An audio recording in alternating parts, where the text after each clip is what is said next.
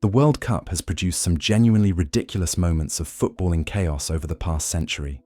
Teams going 3-0 down and winning. Legends emerging from nowhere. Goalkeepers being baked alive in 40-degree heat. Here are the 5 craziest comebacks in World Cup history, ranked by how unreasonable they are.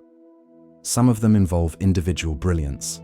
Some of them involve tactical collapses that probably ended coaching careers.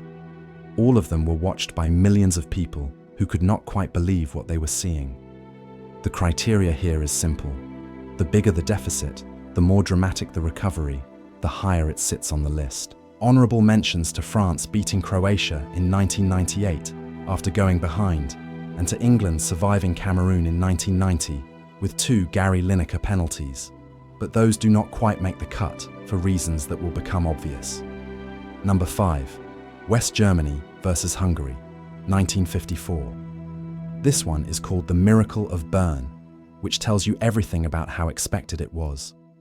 Hungary came into that final with a 31-match unbeaten run and had already put 8 goals past West Germany earlier in the same tournament. 8. In a single group stage game. Puskas scored in the 6th minute, Cibor made it 2 in the 8th, and the West Germans looked done before the game had really started. What followed was a second half that completely rewrote the narrative, with West Germany clawing back to 2-2, and then Helmut Rahn scoring the winner in the 84th minute to complete a 3-2 victory. Hungary never won a World Cup. West Germany lifted the trophy that day in Bern, and the footballing world had to rethink everything it thought it knew about that Hungarian squad.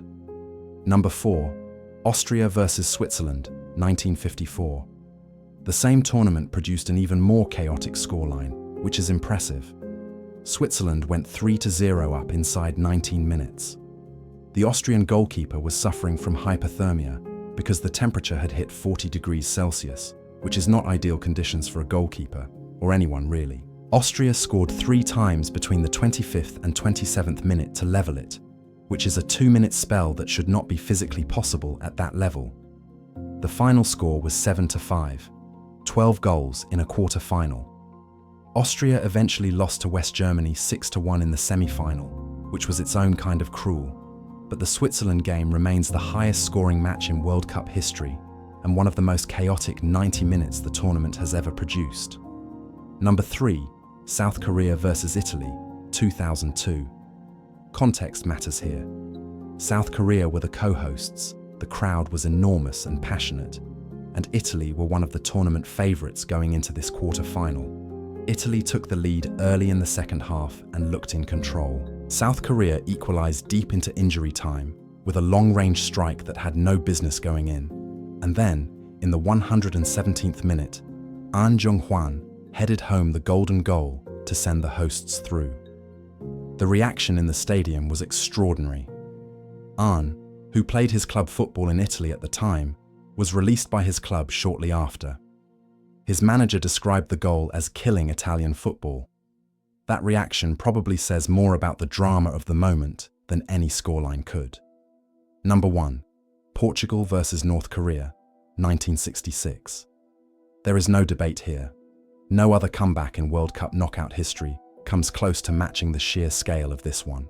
North Korea, who had already knocked Italy out of the tournament in the group stage, went 3-0 up against Portugal in the quarter-final at Goodison Park inside the first 25 minutes.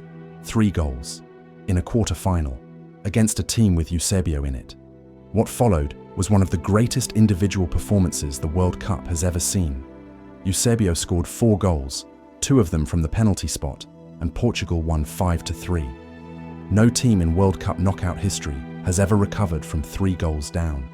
That record still stands today, nearly 60 years later, and the performance Eusébio produced to make it happen remains the benchmark against which every World Cup comeback is measured.